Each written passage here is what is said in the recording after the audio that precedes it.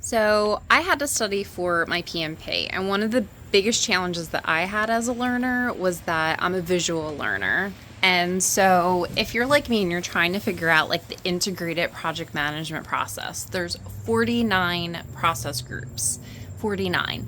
Then if you combine all the ITTOs, input, output, tools, and techniques, you come up with, or at least I came up with, 684. And so I needed to visually see this. I needed to put my hands on it to truly understand it. And that was the only way that I personally was going to pass the PMP, because I don't work well with just a theory. I need to physically see something. So I went ahead and I did the work. So I just want to share the diagram that I've created. You can buy this off the Etsy, and what you would get is the full diagram, and it's a PDF version, even print quality if you want to do it by 30 inches by 60 inches, and also comes with an Excel spreadsheet.